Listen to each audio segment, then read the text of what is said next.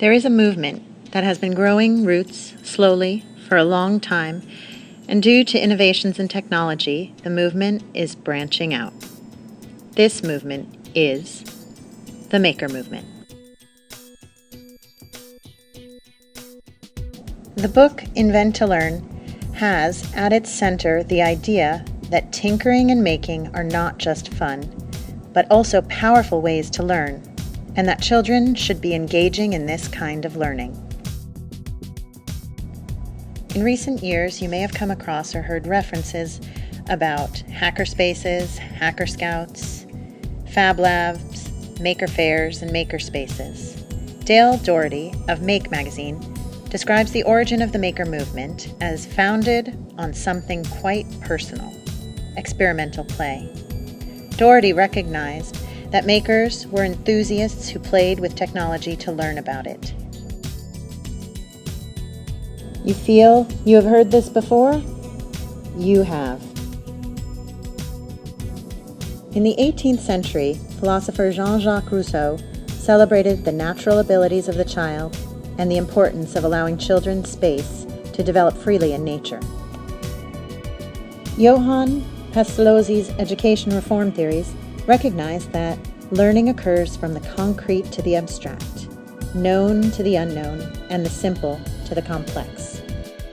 In the first half of the 19th century, Friedrich Froebel built upon Pestalozzi's ideas and designed kindergarten, the first formalized educational system for young children. The name kindergarten literally means a children's garden, which shows Froebel's strong consideration of what children could learn by interacting with the natural world. In the early 20th century, Maria Montessori embraced many of Froebel's ideas in developing an approach to educating poor preschoolers.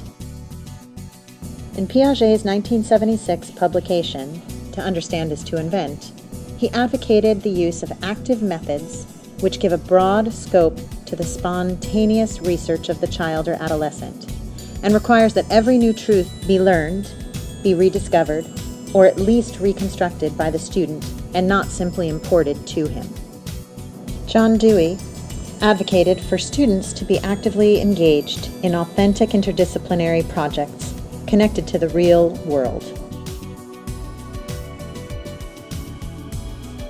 Seymour Papert is considered to be the father of the Maker movement.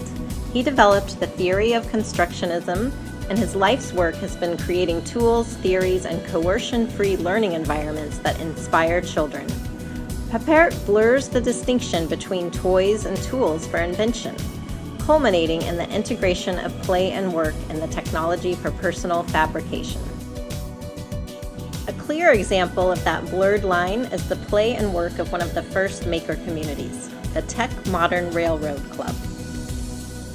During the late 1950s, its members had access to computers at MIT during off hours, which they manipulated along with repurposed telephone equipment to increase the complexity of their toy train switching.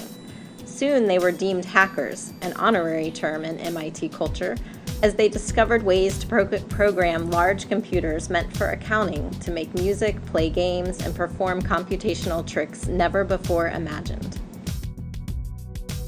Meanwhile, across the Atlantic, the Italian city of Reggio Emilia decided to invest heavily in education and follow the philosophies which place the child at the center of the learning process. The Reggio Emilia approach is now 50 years down the road, and according to the authors of Invent to Learn, Martinez and Steger, the approach may represent the world's most mature model of sustained constructionism and progressive education. Of course, the invention of the microcomputer has given tremendous momentum to the maker movement, giving the average person the ability to tinker with new technologies.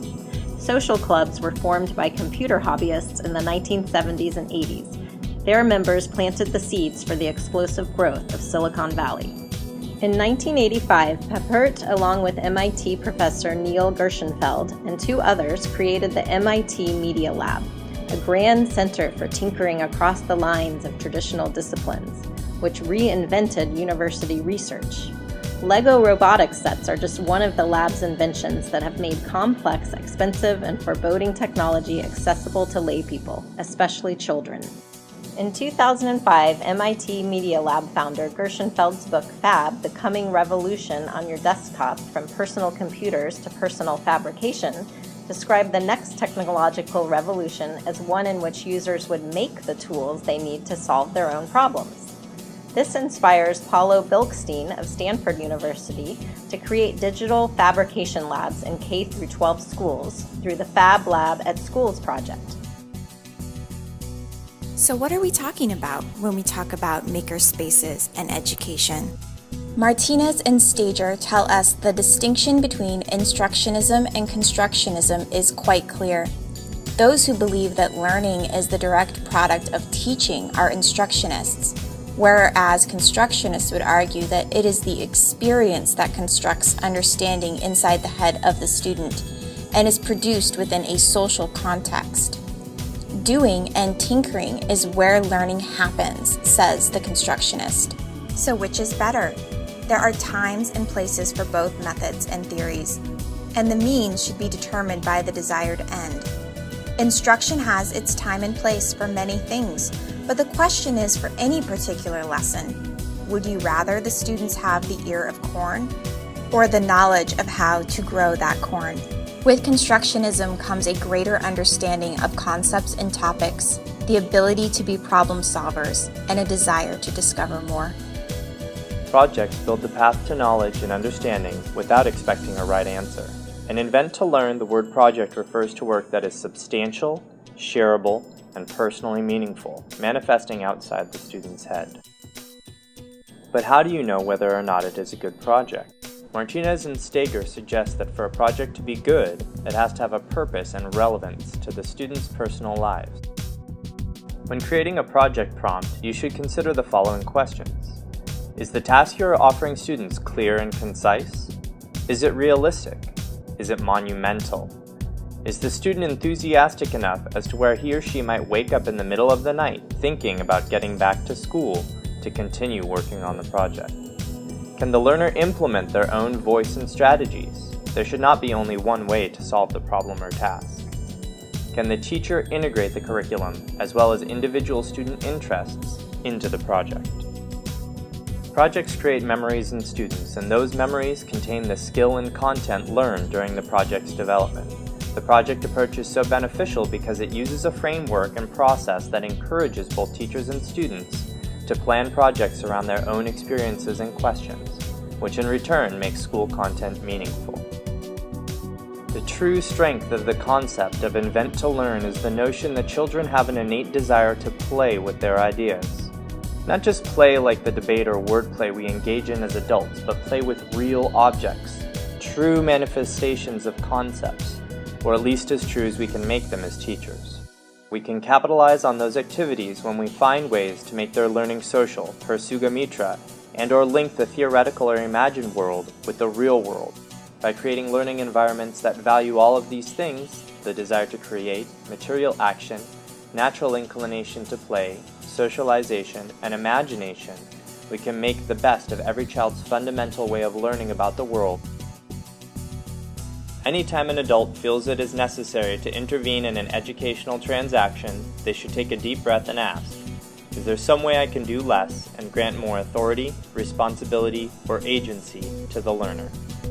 This is the fundamental concept behind the idea of less us, more them. In true keeping with the idea of the student-centered classroom, this mantra exemplifies the idea that learning should not only be constructed in the mind of the learner, but is also wholly owned by them. This applies in the classroom in that if we want children to be creators and innovators, we have to let go and allow them to construct their own learning. Our main goal should be to create an environment where this is not only possible, but, in fact, expected. Among many, there are two big ideas that will help create this environment. The first is that the teacher should demonstrate or model a concept and then ask the students to do something. Once this is done, the teacher should focus on supporting students as they struggle, celebrate their victories, and seize on teachable moments. The other idea is eliminating the fear of failure. Students should know that true innovation and creation is a never-ending cycle of triumph and failure. It is a process of making something new, keeping what works and fixing or discarding what does not work.